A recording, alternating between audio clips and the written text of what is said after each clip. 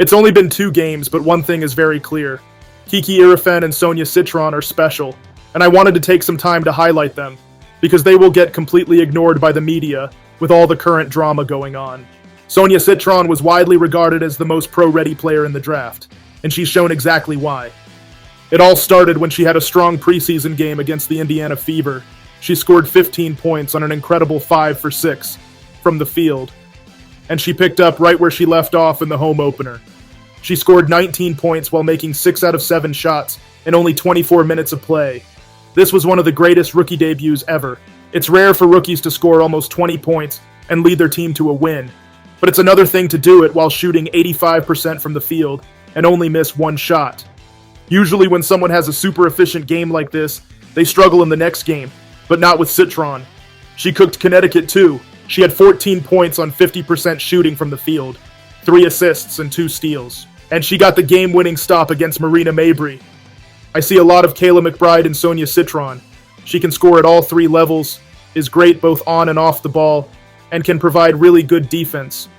Neil Ivy's ability to win big tournament games can be questioned, but one thing is for certain. She is keeping the tradition of Guard U at Notre Dame alive. Sonia Citron was the 16th ranked recruit in high school, and now she's one of the best young WNBA players. Kiki Iriafen also looked great in the first 2 games. In her first game, she scored 14 points, while bringing down 4 rebounds and 2 assists. She was aggressive from day one, which is the biggest hurdle for rookies coming into the league. Oftentimes, they are passive and are too worried about making a mistake, but Kiki went out there and just played her game. She was good on the offensive side of the ball, but her defense is what really stuck out to me. She was absolutely locking up Brittney Griner up until late in the 4th quarter. She was giving up 6 inches of height to Brittney Griner, but still held her ground. Brittney was forced to take so many tough shots against her, and I think that had a huge impact on the outcome of the game. Kiki played well against Atlanta, but the Connecticut game is when she really started going off. She scored 17 points while going 70% from the field, and had a game-high 14 rebounds. The rebounds had a massive impact on the game as she would rebound a lot of shots that the other players on her team missed, and she ended a lot of possessions for the Sun. Kiki had to go against Brittney Griner in her first game, so this was easy mode for her. Even defensively, she did a lot better than the box score will show against the Sun.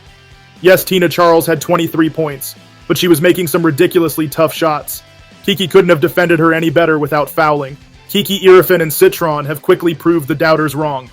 There were questions about Sonia Citron being deserving of a 3rd pick, as she was widely projected to be a role player. This was especially a hot topic when the Chicago Sky traded the 3rd pick. I thought it was a mistake even at the time.